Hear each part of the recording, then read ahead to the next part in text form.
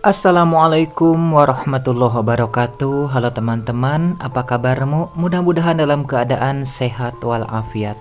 Mang Dana tukang buku akan kembali membacakan buat teman-teman semua novel yang berjudul Istri yang Diharamkan Ibuku. Bab 15, Sakit Parah. Tolong nikahi Azalia dan jaga anak kami untukku, Pip. Japir bicara lugas tanpa keraguan sedikit pun. Menurutnya, inilah cara terbaik untuk mengatasi semuanya. Cuma Jafif yang ia percaya untuk menjaga perempuan yang dicinta sekaligus anak kandung Jafir. Dia tak akan rela jika nantinya Azalia jatuh cinta pada pria lain dan menjadi suaminya. Lalu lelaki itu akan menyengsarakan hidupnya dan anak mereka. Jafir jelas mengenal Afif sejak lama. Kalau pria lain, ia sangsi Azalia akan menemukan pria sebaik sepupunya itu. Azalia sontak mendongak karena terkejut. Begitu juga Afif yang sama terkejutnya. Mas, aku tahu kamu sudah gila karena masalah yang menimpa kita. Tapi bukan berarti kamu menyerahkan istri dan anakmu pada pria lain. Kamu anggap apa pernikahan kita? Tanya Azalia yang protes pada keputusan sekaligus permintaan Jafir. Benar, ini tidak masuk akal, Jaf. Apip menggeleng menanggapi permintaan gila sepupunya itu. Mana mungkin dia bisa menuruti kemauannya menikahi Azalia dalam kondisi hamil pula. Lalu bagaimana dengan keluarganya kalau sampai tahu? Bahkan Apip sampai sekarang masih bingung mencari alasan membawa Azalia pulang dan menjaganya sebagai orang lain. Lalu kini harus memperkenalkan sebagai calon istri pada orang tuanya. Tentu saja bukan perkara mudah bagi Afif. Apalagi sangat tahu Azalia hamil. Bahkan jika itu anak Apip, mereka pasti tak akan menerimanya. Bagaimana jika mereka tahu bayi dalam kandungan Azalia adalah anak Jafir? Kamu tahu kan orang tuaku? Mereka sangat menginginkanku menikah dengan gadis yang... Ucapan Afif menggantung. Pip, aku tahu. Justru Azalia adalah seorang calon istri yang baik untukmu. Aku mohon, Pip. Lakukan ini demi aku dan anakku dalam kandungannya. Hanya kamu yang bisa menyelamatkan kehormatan Azalia dan keluarganya sekarang. Kamu tidak perlu mengatakan kalau Azalia hamil sekarang. Biar aku bantu urus melobi bicara pada om dan tante, oke? Japir berusaha membujuk Apip dengan segala upaya. Mas, hentikan. Aku ini bukan barang yang perlu kamu jaga dan titipkan pada orang lain. Kalau memang kamu tidak mau memperjuangkan cinta dan pernikahan kita, itu tidak masalah. Aku bisa pergi jauh darimu. Aku bisa rawat sendiri anak kita. Emosi Azalia meluap-luap. Sudahlah, Japir tak mau mendengar apa yang dirasakan hatinya sekarang. Kini pria itu malah seolah memperlakukannya seperti barang yang seenaknya sendiri bisa dititipkan dan diserahkan pada pria lain. Azalia, bukan begitu. Mengertilah posisiku. Kita tidak mungkin bisa bersatu, oke? Itu intinya. Lalu, kamu mau bilang apa pada keluarga besar kamu dan orang-orang yang tinggal di lingkunganmu dan tahu pernikahan kamu? Apa kamu tega gosip buruk menyebar dan menyakiti ibu kamu yang sudah begitu baik padamu?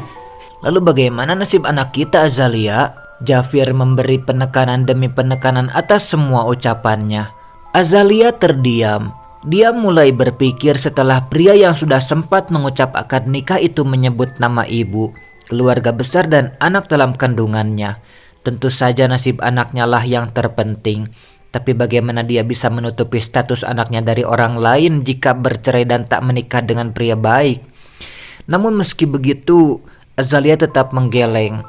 Dia mengakui kalau Japir memiliki pikiran panjang untuk masa depannya. Tapi perasaannya masih sulit untuk menerima ini. Apip menghela napas berat. Yang Japir katakan benar. Semua ini demi Azalia dan anaknya. Pip, aku tahu ini berat untukmu, karena kamu bahkan harus mengorbankan masa depanmu.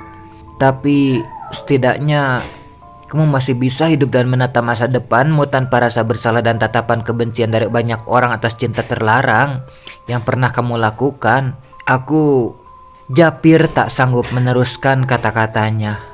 Melihat Azalia menjadi milik orang lain tentulah hal yang sangat berat baginya.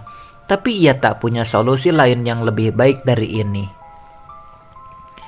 Aku mohon padamu, Viv. Suara Jafir tercekat. Apip mengusap wajahnya gusar. Dia terdiam untuk waktu yang agak lama, hingga hanya terdengar tangis Azalia di antara mereka. Azalia maupun Afif harus mengambil keputusan berat seperti yang Japir lakukan meski harus menggores hatinya sendiri. Baiklah. Aku akan menikahi Azalia dan menyembunyikan kehamilannya dari semua orang termasuk orang tuaku. Apip mengucap berat. Ia tak tahu bagaimana nanti menjalani rumah tangga bersama Azalia. Yang terpenting sekarang, kehormatan Azalia dan anaknya terselamatkan lebih dulu. Azalia menoleh, menatap Apip dalam. Dia bisa melihat ketulusan di kedua mata pria itu untuknya dan anaknya. Meski Azalia sendiri tahu bahwa Apip melakukan bukan demi dirinya, tapi demi hubungannya dengan Jafir yang sudah seperti saudara kandung. Terima kasih, Pip. Aku sangat berterima kasih atas bantuan kamu yang sangat berharga ini. Japir sampai meraih kedua tangan sepupunya karena tak tahu ungkapan syukur apa yang bisa ia katakan pada Afif. Sementara Azalia, ia hanya bisa meneruskan tangisnya. Tak tahu harus berbuat apa sekarang selain menyelamatkan kehormatannya sendiri dan masa depan anaknya. Ia ingin marah, tapi entah pada siapa, bapaknya atau Mama Jafir. Kalaupun ingin melampiaskannya, Azalia tak tahu bagaimana cara melampiaskan kemarahannya itu pada mereka. Dia bahkan tak ingin bertemu dengan bapak yang tiba-tiba sangat dibencinya itu. Sebaiknya kamu hubungi Pak Dendi untuk membicarakan masalah ini, karena tidak mungkin menikahkan Azalia tanpa wali. Apip bicara begitu saja yang membuat kedua orang di depannya menoleh ke arahnya. Yang dikatakannya benar, semuak apapun Japir dan Azalia pada pria tua itu, tetap saja mereka harus berbicara. Di tempat lain, Rania berusaha mengerjapkan mata. Wanita paruh baya itu telah sadar dari kondisinya yang sempat pingsan karena penyakit yang diderita. Sementara itu, Deandra lekas mendekat begitu melihat wanita yang dia jaga seperti ibunya sendiri itu mengalami pergerakan di atas ranjang. Tante sudah sadar? Deandra mendekat. "Di mana Japir?" tanya Rania. Dia, ucapan Deandra menggantung. Ia takut jawabannya nanti akan menyakiti wanita tua itu karena terkesan Japir tidak peduli padanya. Sedari tadi Deandra mencari dan kemudian dengan sabar menunggu pria itu. Japir tak juga muncul. Padahal dia mendapat kabar mengejutkan dari dokter mengenai penyakit Mama Jafir. Dan Deandra merasa Japir harus tahu ini agar lebih memperhatikan kondisi ibunya. Deandra masih tak menyangka jika wanita paruh baya itu memiliki penyakit seganas sekarang. Tan, kenapa tidak bilang kalau Tante Rania sedang mengidap kanker serviks? Harusnya Japir tahu dan Tante mendapat penanganan dari awal. Deandra langsung protes begitu mendapat kesempatan.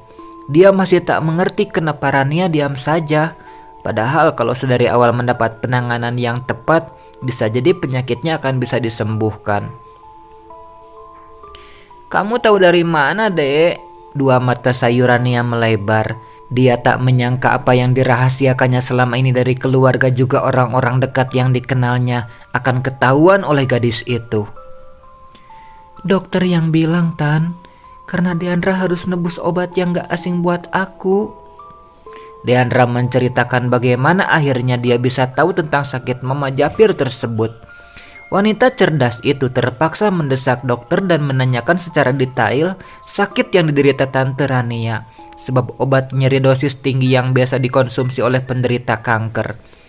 Betapa terkejutnya Deandra begitu tahu bahwa sakit kanker serviks yang diderita Mama Jafir sudah berada di stadium 3. Dek, tolong rahasiakan ini dari Jafir.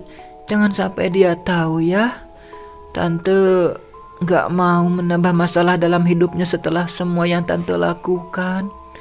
Rania mengucap penuh harap agar Deandra tidak bercerita pada Jafir.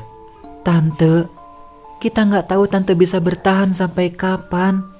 Bukankah sudah seharusnya Jafir tahu dan berada di sisi Tante untuk menguatkan? Deandra tidak bisa menerima keinginan Tante Rania. Namun tentu saja Rania tak mau tinggal diam dan terus memohon agar Deandra melakukan apa yang dimintanya. Bersambung.